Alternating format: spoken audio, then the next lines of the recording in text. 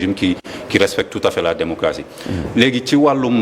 ban régime lan lañ leen légué ci économie. bon ban genre réew. li ñu légué c'est clair parce que ñun je pense que rapport yi publié nañ li am si yàqu-yàqu ak luubal xaalisu Sénégal loolu c'est pas un débat entre pouvoir ak opposition ce sont des faits. Il suffit que ngeen ibbi rapport IGE ibbi rapport Cour des comptes sur les plus grandes entreprises publiques du Sénégal sur les sociétés nationales sur les sociétés parapubliques pour voir le niveau de corruption le niveau de détournement le niveau de surfacturation le niveau de mauvaise gestion bi amoon ci régime bi loolu je pense que wax nañ ci waxaat te Sénégalais yëpp teg nañ ci seen bët ay corps d'État ay organes de contrôle ñoo ko wax te on les a sortis ñun nag constat boobu même avant ñuy jël nguur gi xamoon nañ ne que li ñu fiy fekk du baax te en plus li gën a graaw en dehors sax rapport yooyu mooy que ñoom balaa ñuy dem ils ont commis des actes de sabotage boo xam ne day wane seen soxorte ak seen manque de patriotisme parce que soo xamee ne dem nga soo xamee ne da ngay pett nga commencé def yu ci mel ne nekk ci ay direction di jox nit ci ay CDI di yokkal nit ci ay indemnité comme li xew RTS di signer ay convention pour yokku ay contrat pour yokku prix ndox bi di def tout ba Sénégal dootul amati ay réserves d'hydrocarbures suffisantes pour ñu maintenir suñu production électrique loolu suñu production d'électricité loolu dafay wan ne que ñi fi nekkoon du ñu ay patriotes te leur objectif c'est que ñun suñu ñëwee nekk ci ay difficultés yu metti ba sénégalais yi ni rëccu li ñu fale woon nii mais loolu lañ bëggoon mais ils ont pas réussi pour une raison très simple. Président Bassirou Diomaye Faye dafa préparer woon loolu et que y a des patriotes aussi qui étaient dans l'administration y en a beaucoup yoo xam ne ñoom it def nañ seen liggéey préparé nañ ko ci loolu ba moom bi mu ñëwee xamoon na automatiquement le 2 avril bi mu jëlee au pouvoir xamoon na li mu waroon def pour que problème yooyu yëpp ñu écarter ko très rapidement. mais pour ñu écarter ko aussi solution yi mënoon na cee bokk sax laay wax parce que yéen a xam nu ngeen koy gérer. mais mënoon na cee bokk. Rationalisation des dépenses publiques il y a des directions yoo xam ne doublon la il y a des postes yoo xam ne ñu ngi koy nommer depuis boobu ba léegi am na ci direction yoo xam ne sax ne woon nañ dinañ supprimer ay direction ki agence ba léegi gisaguñ ci dara train de vie de l'État est-ce que du foofu la ñu waroon a commencer la rupture bu fekkente ne réew mu ñu saaxee lañ leen dénk. li nga wax dëgg la rationalisation des dépenses train de vie de l'État ñu wàññi ko lu ñu amal solo la mais État dafa am nu muy doxee te dafa am ay phases lépp lu ñuy wax suñu programme en matière de rationalisation en matière de yenn agence yu ñu war a dindi ça va être fait mais ñun dañu ñëw 2024 le 2 avril le président Bassirou Diomaye Faye jël pouvoir bi dañu fi fekk benn budget buy dox amaguñu fu mu toll nii majorité Assemblée nationale am na yenn yoo xam ne je parle sous le contrôle de Grand Pape pour supprimer ko mais foog nga yor majorité Assemblée nationale lu ci mel ne ay Haut Conseil par exemple parce que ce sont des institutions yoo xam ne c'est reconnu par le Conseil par notre charte fondamentale. La Constitution. Donc inchallah bés mais direction yi laajul jaar Assemblée. mais dafa am yoo xam ne dafa am loo xam ne foog nga def ko ba pare dafa am benn évaluation boo war a def ba pare xool exactement nan ngay def pour rationalisation bi am effet ba pare yenn suppression direction yi ngeen ne mu bañ a am benn effet bu négatif sur la marche de l'État et sur la marche de l'économie ça c'est en train d'être fait am na ay directions yoo xam ne on les a citées nommément dans notre projet yenn yi dañ leen di supprimer yenn yi dañ leen di regrouper mais ça c'est une phase déjà il faut que direction yooyu préparer ce passage là cette transition là bu ñu mun rationaliser yooyu loolu c'est très important mais tout ce qu'on a dit dans le programme si matière boobu si en matière de rationalisation ce sera fait bientôt sur les 2029, sur les 2 premières années il y a des actions prioritaires loolu ci la bokk la rationalisation et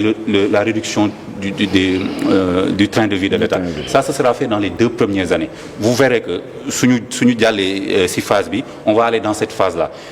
notamment aussi si wàllum réforme de notre justice et cetera yooyu yëpp ce sont des choses yoo xam ne dañ ko programmer on a fait un programme boo xam ne xam nañ à chaque période lan la ñu war a def dañuy comme tabax bâtiment la dañuy def fondation yi d'abord ba mu dëgër commencer yëkkati si loolu lañ nekk et je pense que réforme de justice bi ñuy entamer par exemple bi nga xam ne y a eu des assises loolu tamit c'est une base qui va nous permettre de pouvoir travailler dans tous les domaines de l'économie de tous les domaines yi nga xam ne moom la Sénégalais yi di yëngu. Pape Sané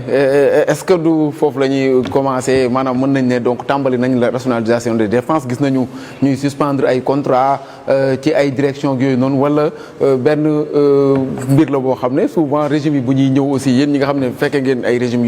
yuy passante nguur ku ci nekk dañuy jiiñ en général ñañ fa wutu que ni dañoo def lii des fois ça peut être pour am temps nit ñi yërëm la jàpp ne réew mi nga doonu baaxul. mais moo tax je suis vraiment flatté, hein. Je te remercie pour ton courage parce que rarement j'ai vu quelqu'un de pouvoir oser dire que parler de la situation financière bi ngeen fekk situation économique parce que même le président buy wax sax day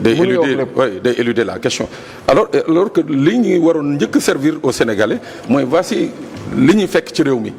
et au moins à partir de ce moment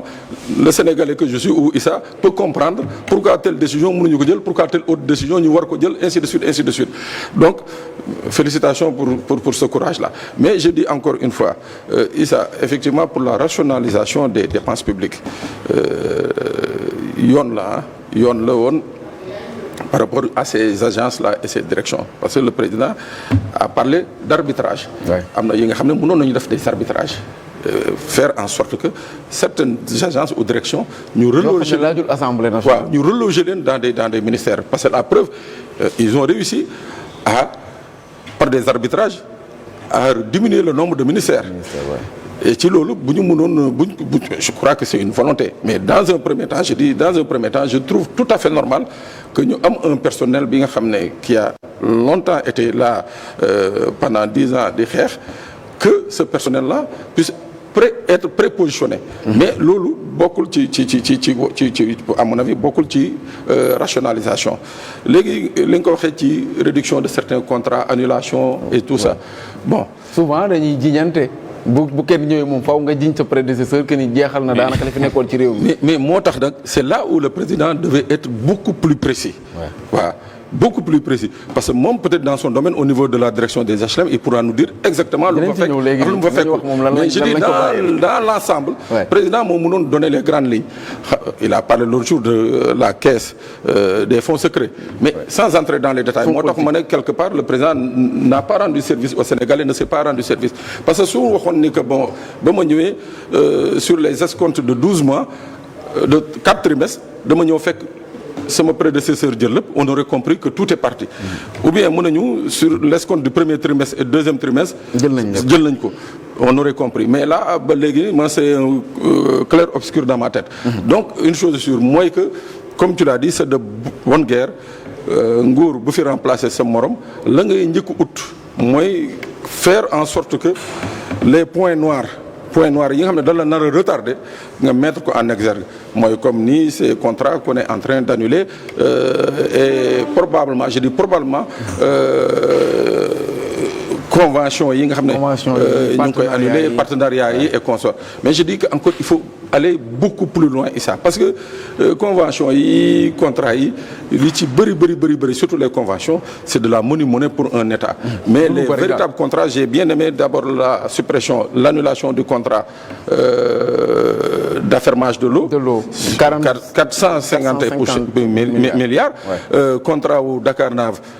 c'est une excellente chose heureusement que le président l'a rappelé et vous devez féliciter des droits d'auteur à Walfadjri parce que c'est Walfadjri qui a dénoncé ça donc beaucoup de ces contrats-là effectivement c'est salutaire pour l'économie sénégalaise waaw le reste nag bon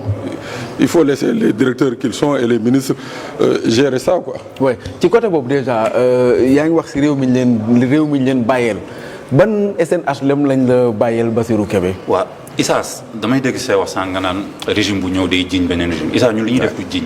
rapport yi li ñu wax. loolu c'était sous le président sous le règne. dañu ko daan nemmeeku parce que gis nañ fi ku jiñe sax ne sàcc nañ ay tableau d'art ay moquette ak yooyu noonu palais de la République ñun dañuy ñëw publier rapport yi président de la République dafa joxe instruction ñu publier rapport yi c'est disponible sénégalais bu nekk mën na ko étudier xool rapport yi yaakaar naa ne du Pastef ko bind du président Diomaye ko bind du premier ministre Ousmane Sonko ko bind donc ce sont des organes de contrôle yoo xam ne dañ leen di fay pour ñu def seen liggéey ñoom soo liree rapport yi fi am depuis 2012 di nga xam exactement régime président Macky Sall ci lan la nekkoon donc loolu du jiñaate situation bi ñu fekk et foofu laa d'accordul ak grand pape je pense que président de la République keroog lu mu wax c'est leer dafa leer nañ dafa ne dañ ko laaj mu ne fekkuma fi dara loolu kañ leer na fekk xam nga soo fekkul loo xam ne pour peut-être une année la ñu jox ko président de la République nga ñëw nga ne fekkuma fi dara je pense que loolu grand pape xaw na lañ ko daan joxe la dañ ne par séquence lañ ko daan joxe 3 mois malgré que am na ñoo xam ne bi ñu leen contacté nee nañu par rapport ak état ni muy doxee ñëpp xam nañu état dafa am doole mën nañ ordonné ñu joxandoo leen 12 mois yëpp mais nit ñi xamuñu woon. xam nga président ñaata mois yi lañ jël ndax 3 mois yi la wala 12 mois yi moom xam na état. bu baax te tam nit ku honnête la su doon dafa ñëw 4e mois fekk 3 mois rek lañ jox. ki ko fa jiitu woon yaakaar naa ne du waxee noonu donc tamit il faut que tamit ñuy d'accord ci wax pour man wax bi leer na nañ. donc réew mi dañ ko fekk ci situation bu difficile ni ko président la fekkee ci réew mi noonu lañ ko fekkee ñun ñëpp ci suñu ay direction bi ma ñëwee j'ai pris fonction le 16 mai dama lancé tout de suite le 1er juillet un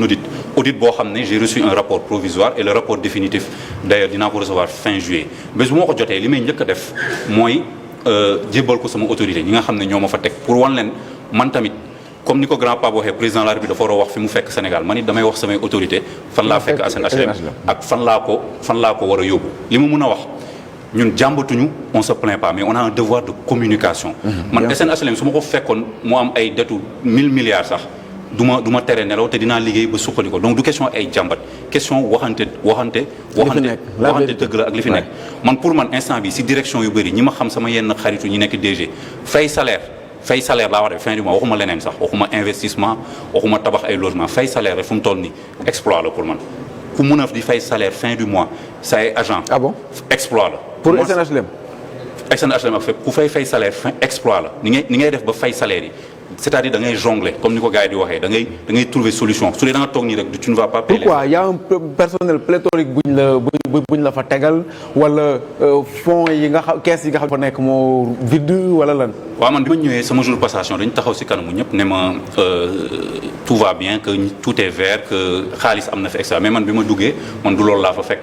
am na ay détails yoo xam ne mënu ma ci dugg parce que comme ni ma ko waxee primeur sama rapport ak li ma fa fekk. président de la République premier ministre laa koy jox mais li ma leen mën a wax mooy que la situation est très difficile et que y a des affaires yoo xam ne gestion pour tout ku mel ne man koo xam ne da nga jógee ci privé bi soo ko gisee société nationale di fonctionner noonu yow da lay jaaxal vraiment li nga xalaatoon naa ne sax dina metti sincèrement mais li ma fa gis man des fois daf may yéem mais loolu yëpp du excuse ñun on nous a mis là-bas pour être performant te incha allah soo ma may opportunité bi naa la wax lan lañ bëgg a def ak nan lañ bëgg a redresser SNHLM te c'est tout à fait possible parce que état bi am na volonté bi mi ngi ci projet politique bi et que ñun am nañ yaakaar su ñu nekk am nañ xam-xam bi xam nañ nu ñu koy defee incha allah mais yaa ngi koy wax déjà ay jafe-jafe yu ñu la fa bàyyeel mën nañ koo di